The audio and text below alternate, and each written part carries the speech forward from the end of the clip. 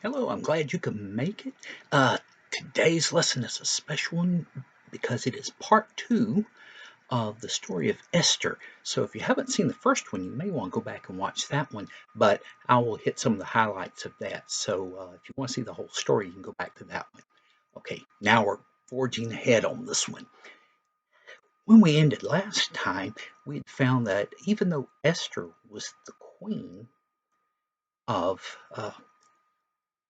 of the Persian Empire, being married to Xerxes, the king, the emperor, and all that, uh, there was something dangerous that was going on. And what had happened was that Haman, who was second in power next to the king, had decided to have all of the Jews killed. He had sort of tricked Xerxes into allowing him to do that. And so now it was set. Um, it was going to happen, and there was very little that could be done to stop it. Um, Esther, being a Jew herself, did not want to be killed, nor did she want all of her people killed, uh, including her cousin Mordecai, who had taken care of her when she was growing up. So, where we left off in the last story, the order had just gone out that the Jews were going to be killed. Okay, now Mordecai's reaction to this was kind of standard for what the Jewish people did, and I think other people during that time would do the same thing. They would put on old clothes, they'd call it sackcloth, and they would wail, which is kind of a crying, but it's a distinctive kind. It's very loud, and it's to show that something bad has happened or something bad is about to happen. So um, when people heard wailing, they knew somebody was pretty upset about something. Well, Esther had not heard about what was going to happen just yet. So she sent uh, some people out and taking some nice clothes for Mordecai to wear. And through the interchange, he didn't take the clothing and pass the message back to her of what was going to happen and said, "We need your help." Well, this is where messages started going back and forth between Mordecai and Esther.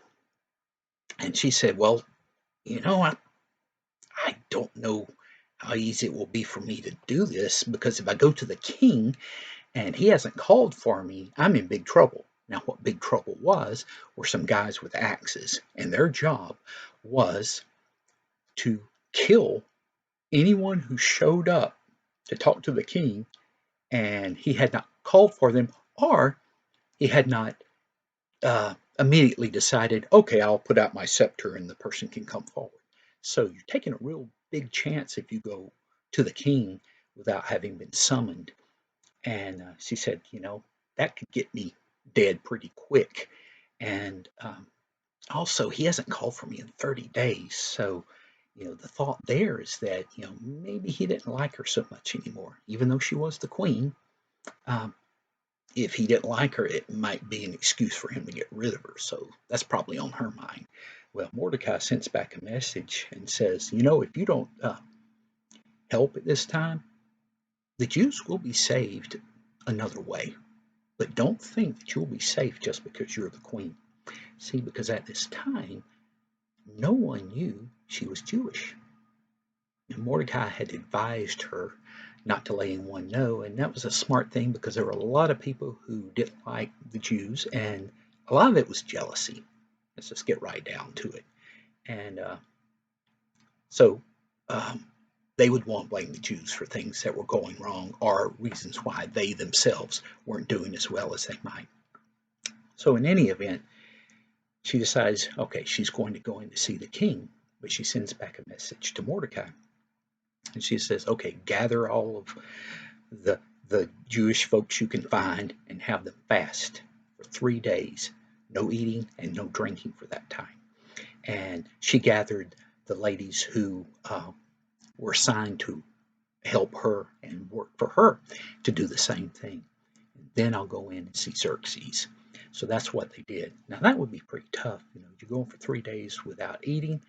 That would be hard enough, but also without drinking anything, and that would be difficult. And normally, it's not said in the story, but what would have been happening is they would have been praying A lot of times the fasting is intertwined with praying because as you feel hungry, then it reminds you of why you're not eating and reminds you to pray. And so after this amount of time, she dressed up and she went in to see Xerxes. And she's not knowing what's going to happen at this time. Well, he looks at her and he's pleased to see her and he holds out the scepter. So the guys with the axes, they don't get to kill anyone that day.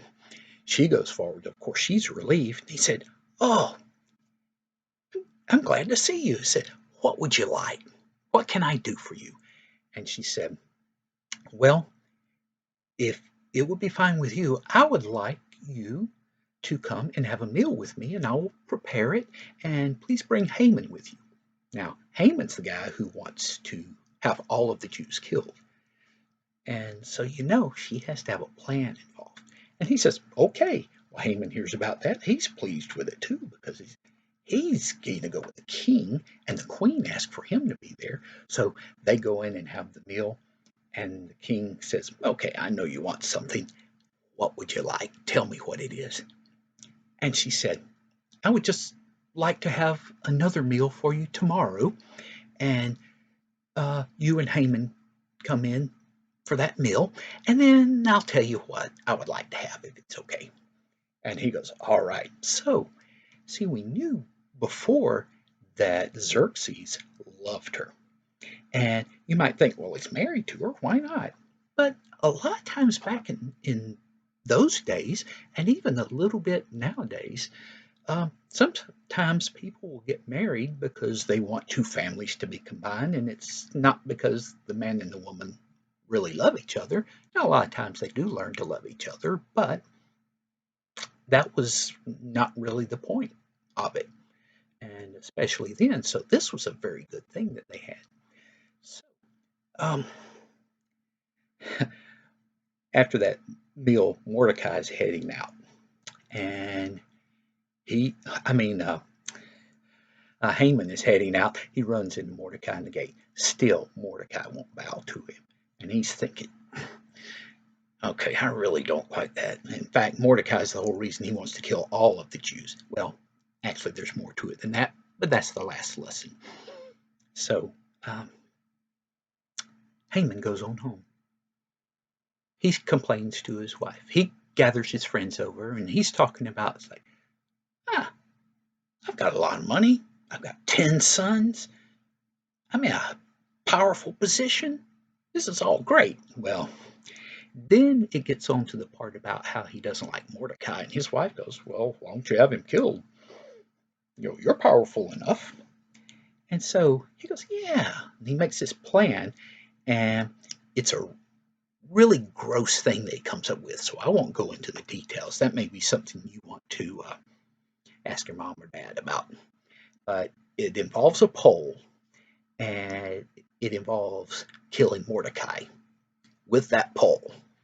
And this is before all of the rest of the Jews are to be killed. He wants to get Mordecai killed right away. So, with that, he has, I guess, a fairly good evening, gets on the bed and sleeps well because he gets up early in the morning. Well, during that time, Haman has been sleeping well. Xerxes has not been sleeping well. For some reason that night, he can't sleep, and so he asks one of his attendants to bring out the chronicles, the records of things that have happened, and read some to him. And I guess he was thinking that might help him go to sleep because it would be boring. But it turns out that the story, or the history actually that's read to him, is about how Mordecai saved the king's life when he reported on two guards who wanted to kill the king. And Xerxes says, "What did we ever do for him?" I said, "Well, nothing." Okay, well, by then it's morning. Haman is coming in. He says, "Look and see if there's anyone out there." And they said, "Well, Haman's here." And he says, "Okay, send in Haman." Haman goes in and says, "What can I do for you?" And the king says, "If the king wanted to reward someone, what would you suggest?" And Haman's thinking, he's talking about me. He's going to do something to reward me. And he said, "Well, why don't you have this person wear one of the robes you have worn before and ride on a horse that you've ridden before and have someone lead him around and say, um, this is what the king does for those who please him. And Xerxes says, that's a good idea. He said, now do all that for Mordecai and you lead him around. And, Haman's going, the guy I hate the most in the world, and I've got to do all this nice stuff for him. But he does it. He goes through all of that and he leads Mordecai around. I don't know what Mordecai's thinking about this, but it's better than some other things that may have happened to him. So that's finished. Uh, Haman goes home after that. He's got a little while before he has to go back and have a meal with the queen and the king. And he's complaining to his wife, and he mentions something about Mordecai and the Jews. And his wife goes, wait, you didn't say anything about Mordecai being a Jew. Uh-oh, that could be trouble. Because she's heard things about the Jews, no doubt, how their God blesses them, where other gods don't seem to do anything. And maybe that's because the God of the Jews is real and the other ones aren't. Well, let's see what happens. All right, about that time, Haman's got an uneasy feeling, but he doesn't have time to think about it because someone shows up and says, it's time for a meal with the queen. They go there and they have the meal, and it seems to be going well. And the king finally says, okay, Esther, what is it that you want from me? And she says, well, please don't kill me. And he goes, what? And she said, well, all of my people are set to be killed. There's an order that's gone out to kill me and all of my people. He's going, what? And she said, if you're only going to put us in slavery, I wouldn't have said anything, but I don't want my people to die. And he goes, who gave this order? And she goes, Haman. And Haman suddenly realizes Esther is one of the Jews, and the king loves her. Well, the king is so angry, he leaves the room. Well, Haman knows he's in big trouble, and it's like he tries to bow down or fall at her feet to beg for his life. Well, he ends up landing on her. About that time, the king has come in. He sees Haman on his wife, and he's thinking, you dare attack her in this? And before Haman could say anything, some of the attendants have put a bag over Haman's head. That is really bad for Haman because they only do that with people who are about to be executed. And one of the attendants to the king looks out and says, oh, there's this big pole over near Haman's house. And Xerxes says, use that to kill Haman. Well, that's what happens to Haman. And turns out his 10 sons get killed as well. Uh, as I mentioned before, this was a brutal time, and people would be punished for things their parents did or other relatives did. And we don't know about Haman's wife, but we do know Haman's house is sold and it's all given to Esther. Now, um, we don't know how much longer Esther was queen after that, but we do know that a law was added to say that the Jews could defend themselves if people attacked them. And by allowing that, everybody knew that that meant the king didn't want the Jews attacked at all. And so that saved the Jewish people, led to a celebration that goes on to this day. Now, as for Esther herself, we don't know if she was queen that much longer. She may have died, or she may have lost favor with the king. We do know that Vashti, the first queen he had, ends up coming back. So we don't know what became of her. The important thing is she did what was right. She saved her people. She fulfilled one of God's greatest commandments, that is, loving other people. And with that, I will leave you with the story and the idea that, yes, after all, Xerxes did love her when it counted. All right, and hope to see you next time.